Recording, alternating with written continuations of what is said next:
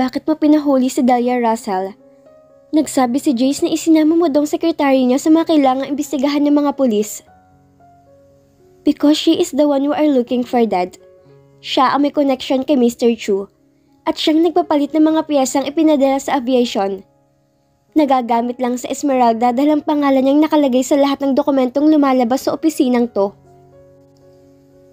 Is this the result of her own investigation?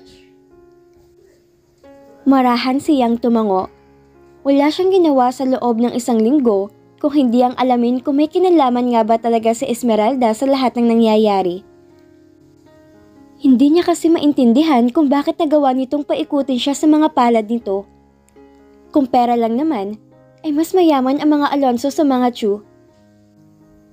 He opened Esmeralda's laptop to search for answers. Fortunately, she forgot to change her password in her social media account. He can read how she politely thumbed down every invitation from men asking for a date. And then she saw her conversation with Dahlia, where he got his idea that she was being used for an ulterior motive. So I'm right when I said we should not give judgment unless we find a clear evidence. Payo sa kanya ng daddy niya na wag husgahan lahat ng natanggal na empleyado. Marami doon ay walang kinalaman sa nangyari. Isa na si Esmeralda doon. Yes, I need to find where is Esmeralda right now. She's efficient with her job. Kailangan lang na maging maingat siya sa susunod na hindi na siya magamit pagdating sa ganitong sitwasyon. Tumango naman ang daddy niya bilang pagsang-ayon. Pagkatapos silang mag-usap na mag-ama, ay tumuloy siya sa presinto para kausapin si Dahlia. Nakailang hingito ng tawad dahil sa pakikipagsabwatan sa mga Chu. Nalaman niyang hindi si Mr. Chu ang nagbayad dito kung hindi si Sofia. Nalaman din niya na hindi nakikipag-usap si Esmeralda sa mga Chu dahil ayaw nitong pumatol sa incident proposal ng matanda. Ayaw nitong tumanggap ng kahit na ano, kahit pa magtrabaho sa Metro Pacific bilang isang trainee. Kung gayon ay may mali. Tumira kaya si Esmeralda sa kondo ni Mr. Chu nang hindi nito alam nitong may-ari ng unit? Sa buong maghapon, itinawagan niya ng tinawagan ang numero ni Esmeralda. Ni minsan ay hindi na ito nag-ring. Pinuntahan niya ang bahay ng tiyahin nito pero wala raw tao ayon sa security guard ng village. Nagsimula siyang mag-alala nang lumipas ang 2 araw nang hindi pa rin ito makausap sa kahit anong paraan. Bakit gusto mong makausap ang investigador ng Uncle Zion mo? Tanong ng daddy niya. 11:00 na ng gabi pero nasa opisina pa sila. I need to find where Esmeralda is. Hindi siya pumapasok sa university at wala ring tao sa bahay ng tiya Alma niya. Why do you need to find her? Tapos na rin naman ang training niya sa opisina. Hindi natin kailangan ng dagdag na sekretarya sa ngayon dahil marami nang pwedeng pumalit na mas matagal na sa atin. Hindi siya sumagot. Tiyak na tututol ang daddy niya kapag ipinagtapat niyang may namagitan sa kanila ni Esmeralda. Ang mahalaga muna sa ngayon ay makahingi siya ng tawad at magkaayos sila ulit. Ipapakilala naman niya to sa susunod na linggo bilang kasintahan dahil anibersaryo na ng Alonso Corp. 2 araw pang nakalipas bago niya nalaman na namatay ng ina nito kaya't umuwi si Esmeralda sa Bataan. Hindi na raw to sumama sa tiyahin dahil nagdesisyon itong mamuhay na lang ng simple sa probinsya. Hindi niya maintindihan kung bakit nagdesisyon si Esmeralda ng ganon. Unang-una ay may pag-aaral itong dapat tapusin. Sigurado siyang nasaktan to sa huli nilang pag-uusap. Siya rin naman. At handa siyang humingi ng tawad at itamang pagkakamali. What do you mean you can find her? Isang babae lang pinapahanap ko. At hindi naman nagtatago si Miss Gomez kung hindi umuwi lang ng probinsya. Hindi niya napigil ang pagtaas ng boses na mag-report ng investigador na hindi mahanap si Esmeralda. Wala daw ito sa Bataan dahil bago nang may-ari ng lote. Sa Pampanga daw ito tumuloy para mamasukan sa isang kamag-anak.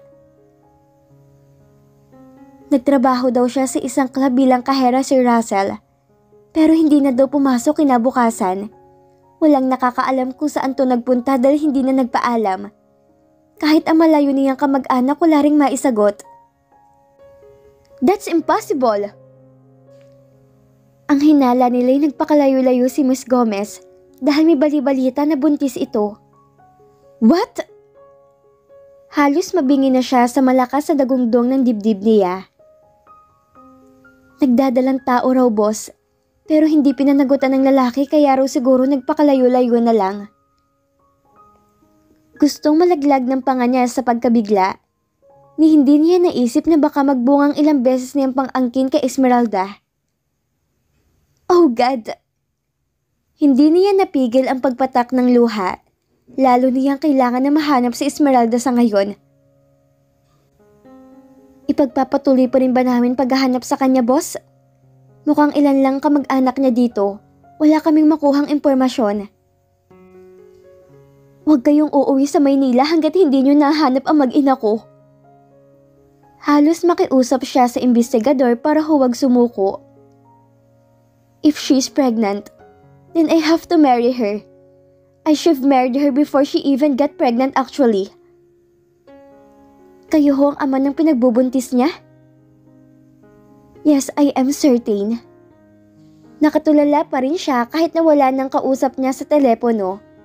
Ni hindi niya napansin ang daddy niya na kanina pang nakatayo sa pinto. I will help you find her. Yumuko siya, saka itinukod ang dalawang braso sa mesa niya. Ayaw niya sana makipag-usap ngayon kahit kanino. I need to take some break from being the CEO, Dad. I hope you understand. Why do you have to? Marami tayong pwedeng bayaran para mahanap si Esmeralda. Baka nagpapalipas lang yun ng sama ng loob pero magpapakita rin. What if she wants to remove me in her life completely? I've caused her so much pain. I understand if she hates me now. Bakit mo naman nasabi yan? May nagawa ka bang mali o nasabing masama para itinaboy ko siya, Dad? Ipinakilala ko si Leia bilang girlfriend ko. Pagkatapos ibigay kay Esmeralda ang sarili niya sa akin. Kahit ako hindi ko mapatawad ang sarili ko. Lumapit ang ama niya para bigyan siya ng tapik sa balikat.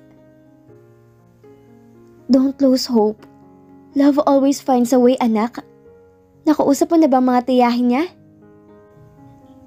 It seems that even her aunt is hiding. Nakausap pa siya ng investigador 2 araw nang nakararaan. Pero ngayon, hindi na rin matawagan ang numero ng telepono niya. Hindi na rin daw umuwi si Mrs. Pareño sa pag-aari ng bahay niya. Hindi kaya may kinalaman ang pagkawala ni Esmeralda sa nangyayari ngayon sa kumpanya? Impossible, Dad. Kaagad niyang sinalungat ang idea ng ama. Si Delia nang nagsabi na walang connection sa Esmeralda sa lahat ng binayaran ng mga Chu. At ang sabi ng investigador ay namasukan na lang si Esmeralda bilang isang kahera para wag nang bumalik sa Maynila. Let's continue the search then. Don't worry too much. God will help us find her. Nang maiwan siya, ay sinubukan niya ulit tawagan ang numero ni Esmeralda. Nagbabaka sakali na isa sa mga tawag niya ay sumagot na ito. Ilang gabi siyang hindi nakatulog pagkatapos niyon. Kung hindi siya iinom ng alak ay hindi siya makakapagtrabaho sa umaga. Nagiging alcoholic na siya. Kinailangan ulit siyang kausapin ng daddy niya para ayusin ang sarili. Nakaupo siya sa sofa habang sinesermonan. Nasa tabi naman niya ang ina na nag-aalala na sa kalagayan niya. Anong plano mo sa buhay, Russell? Naiintindihan ko na malaking pagkakamali mo kay Esmeralda. But do you have to make your life miserable just to prove you love her? Kung sisirain mong sarili mo, anong pwede mong ipagmalaki sa kanya kapag nagtagpo muli ang landas nyo? Tama ang daddy mo, anak. Baka hindi pa lang talaga tong tamang oras para sa pag-ibig yung dalawa. If she's the right woman for you, your stars will align one day for you to meet again. You think so, Mom? Isang pilit ng ngiti ang pinakwalan niya nang lumingon sa ina. Kung mayroon man sa buhay niya na hindi niya gustong ipakita na nalulungkot siya, Iyon ang mami niya. Marami na itong sakit na pinagdaanan at sakripisyong tiniis para dagdagan pa. Of course, honey. Magiging abogado ka na. Magiging CEO ka pa. At sa gwapo mong yan, imposibleng hindi ka niya ulit magustuhan. Be the best version of yourself, son. And then one day, when she comes back, she will be proud of you. Gusto niyang umiyak sa harap ng mami niya. Sana nga ay dumating ng panahon na mag-cruise na ulit ang landas nila ni Esmeralda. Sisiguraduhin niyang hindi na ito masasaktan pa. Hindi na ako iinom simula ngayon. Ipapasa ko ang board exam at magiging CEO ako. That's my man. Pinisil nito ang pisngi niya na ginantihan niya ng pilit ng ngiti. Hanggat hindi niya nahanap si Esmeralda, ay hindi siya makakangiti na masaya. Patayo na siya sa sofa para magtungo sa silid ng ikinagulat niyang larawang bumulaga sa malaking TV screen. Hindi siya maaaring magkamali. Si Esmeralda ang nasa screen, nakahawak ang kamay sa braso ni Nicolas Chu. The CEO and President of Metro Pacific marries a young and beautiful bride. Kumawala lahat ng luha niya at gumilid yon sa mga mata niya nang pigilan niyang pumatak. Naninikip kaagad ang dibdib niya at kulang na lang ay hindi na siya makahinga. Kumpirmado na nga na ikinasal ng isa sa pinakamayamang negosyante sa Pilipinas na si Nicolas Chu. Ang mapalad na babaeng nakasungkit sa mailap na negosyante ay walang iba kung hindi si Mrs. Esmeralda Gomez. Ikinasal ang dalawa sa isang pribadong resort sa Palawan na dinaluhan lang ng pinakamalapit na kaibigan. Sa kasalukuyan ay nasa honeymoon ang mga ito sa hindi pinangalanang lugar. Pero ayon sa isang reliable source, sa Amerika na maninirahan ang dalawa at ipinagkatiwala na lang sa mga tauhan ang pamamahala ng Metro Pacific. Pinatay niya na ang TV nang hindi na makayanan ng dibdib niya ang marinig sa balita. Sa ilang sandali ay wala ring namutawing salita sa dalawang magulang. Pwede ba ako magpakalasing ngayon? Pakiusap niya sa ina. Baka naman pwede kahit ngayon lang. Russell, kailangan mong humarap sa mga bisita, Russell.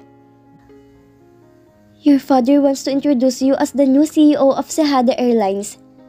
Ni hindi ka pa nakabihis. Anibersaryo ngayon ng Alonso Corp. At inaasahan ng lahat ng mga Alonso na makikiisa sa selebrasyon. Lahat din ng miyembro ng media na kaibigan ng pamilya nila ay imbitado. But he doesn't feel like celebrating. Wala na siyang gana sa buhay. Simula nung malaman niyang nagpakasal na si Esmeralda kay Nicolas Chu. Pakiramdam niya wala na siyang ganang mabuhay. Can I skip the party, Mom? I don't feel well. Nariyan si Leia na naghihintay sa ibaba. Siyang kasama mo noong charity ball. Bakit hindi siyang isama mo ngayon at isayaw?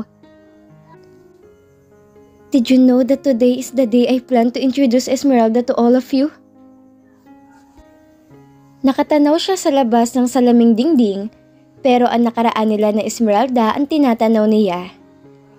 Tama na anak, hindi ka ba nahihirapan sa ginagawa mo? You keep looking back at your memories. She's married now, so you have to set her free. Mas lalong hindi niya matanggap na may asawa na tong iba. Isipin pa lang niyang kapiling nito'y ibang lalaki na ay para nang sinasakal ang dibdib niya. Ngayon lang niya napagtanto kung gaano nakalalim ang pagmamahal niya sa dalaga. Isang linggo na siyang hindi pumapasok sa opisina dahil hindi niya kayang i-torture ang sarili niya sa alaala ni Esmeralda. Get a life, Russell. Nag-aalala na kami ng mami mo at mga kapatid mo. I understand the hurt and the frustration of not getting the woman you fell in love with. But that's life and you just have to accept it. Nasaktan ka rin naman sa panuloko ni Sofia sa'yo. But look at you now. You have totally forgotten about her, right? Hindi niya na sinalungat ang daddy niya. Kahit sabihin ng mga ito na naintindihan siya, ay hindi pa rin talaga. Siya lang ang nakakaalam kung gaano kalalim ang pagsisisit pangungulila niya kay Esmeralda. He misses her laughter, the touch of her skin, their sweet conversation. He misses everything about her. Maraming kadalagahan sa ibaba. Narayan din si Ara, kararating lang galing sa Singapore. He used to have a crush on her. Paalala ng ina sa dating kababata na naging close niya noon. You might find her interesting again. Magbihis ka na't bumaba bago ka paakyatin ni Uncle Zion mo. Sumunod din siya sa pakiusap ng ina, pero wala siyang ginawa kung hindi magbigay ng tamad ng ngiti sa mga kaibigan ng pamilya nila. Natapos ang gabi na halos maubos niya ang alak na nasa mesa nila ng Kuya Amir niya. Kulang na lang ibuhatin siya ng kapatid pabalik sa kwarto dahil sa kalasingan. Kinabukasan ay hapon na siyang gumising. Masakit ang ulo niya sa dami ng nainom. Naririnig niyang nagtatalo ang mommy at daddy niya sa kung anong dapat gawin sa kanya. Helget ba, Eduardo? Mas kailangan nga niya magtrabaho nang mawalang atensyon niya sa paghahanap niya sa babaeng yon. I'm just giving him time to process the pain. Hayaan mo siya magmukmuk hanggang mawala ang sakit na nararamdaman niya. It's heartache. Ganyan din ang pinagdaanan ko nung lumayo at sumama kay Andre na yon. Until when? I just wish I had the chance to meet that woman so I could tell if she's even worth crying over. Huminto lang ang pagtatalo ng dalawa na makita siyang lumabas ng silid. Iba na ang suot niyang damit pagising, kaya't sigurado siyang ang mami niyang nagbihis sa kanya. Nahihiya man siya sa mga inasal niya, hindi niya talaga alam kung paano iprosesong sakit sa dibdib niya. I will report to work tomorrow, Dad. Wika niya sa ama. Mommy is right. I need to focus on work to divert my attention. Natuwa naman ang mga magulang nang abalahin niyang sarili sa trabaho. Pero lingid sa kaalaman ng mga ito, nagsasaliksik siya tungkol sa Metro Pacific para alamin ang buong pagkatao ni Nicolas Chu. Are you sure about these names, attorney? Tanong niya sa kaibigang kausap. Kailan ko sila pwedeng makausap? I will set you a meeting with them, one by one. Karamihan sa kanila'y nagpahayag ng interes sa alok mong pagbabenta ng shares ng Alonzo Hotel, kapalit ng shares nila sa Metro Pacific. Sino ba naman ang tatanggi? 2% shares in Alonzo Hotel is already a fortune. Kinabukasan ay kamiting niya na kaagad ng isang member of the board of Metro Pacific. Kaagad diyang nabili ang shares nito na tuwang-tuwa dahil palubog na raw ang Metro Pacific. Pero binili pa rin niya ang shares nito sa mataas na halaga. Kamustang paghahanap kina Sofia at Andre? Sinong namamahala ngayon sa Metro Pacific kung nagtatagong dalawang yon at si Nicolas Chu ay nasa Amerika? Umuuwi si Nicolas Chu 2 beses sa isang buwan noon. Ngayon ay ang sekretary niyang si Cherry namamahala sa lahat at nagre-report sa matanda tungkol sa nangyayari sa kumpanya. Kung kailan sila uuwi ng bago niyang asawa, wala pang nakakaalam. Nicolas is a very private person that even his troubles are strictly confidential. Pero alam mo bang may bali-balita na may sakit siya at kaya pabalik-balik sa Amerika para magpagamot? Kumunot ang noo niya. Hindi niya gustong may taong igugupo ng karamdaman kahit pakaaway ng pamilya nila. Pero hindi niya maiwasang matuwa sa kaisipang anumang oras ay magiging single ulit si Esmeralda. Do you know where in United States they're staying? Walang nakakaalam. No. Even his flights were discreet. Nagtataka lang ako kung bakit sa dinami-daming stockholders ng Metro Pacific, ni isa ay walang nagka-interes na pamahalaan ng kumpanya, ngayong walang amag-amang Nicolas at Sophia. Mr. Chu, not even you. The company has been losing money since 2 years ago, Russell. Magkaaway pa mag-ama ngayong nag-asawa ulit si Nicolas. Sayang lang ang panahon at oras kung pamamahalaan namin, pero silang makikinabang. They own 90% shares. Bukod pa sa mahirap ng paangatin ulit ang kumpanyang matapos ng maraming kontrobersyon, At kasong kinasangkutan ni Nicolas at Sofia, ang gusto na lang namin ay mabawi ng ininvest naming pera noon. Thanks to your team, hindi na sayang ang pera namin na madidissolve sana kapag nag-file ng bankruptcy ang Metro Pacific. Do you think they will file bankruptcy? Hindi malabong mangyari kahit ang mga empleyado ay kanya-kanya ng kupit. Palagay namin, hindi na naabot sa 1 taon magsasara ng kumpanya dahil hindi na nito kayang pasahurin ng sariling mga empleyado. Are you getting financial report from the management? Pwede ko bang makita at mapag-aralan? No, we haven't received anything yet. Sa susunod na buwan ng ating annual meeting, pero bulag pa rin kami sa kung anong financial status nito. Nang sumunod na araw ay ang iba pang miyembro ng board ang kausap niya. Binili niya ang shares ng lahat ng yon, pero palagay niya kulang pa rin. A 10% shares in the company gave him no power over it. Kailangan pa niya kahit paanong additional 10%. Si Sofia nang nagmamay-ari ni Yon Russell, tiyak na hindi niya ipagbibili dahil magkaaway kayo. Kung ganon, ikaw ang bumili pagkatapos bibilhin ko sa'yo. You are so obsessed with Metro Pacific. Alam ba ng daddy mo to? No. And don't tell him yet.